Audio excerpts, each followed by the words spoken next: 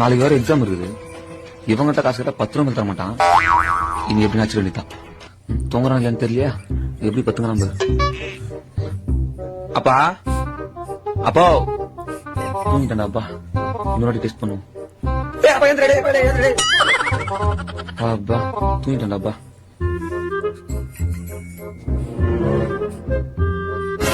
வரம் போப்பா.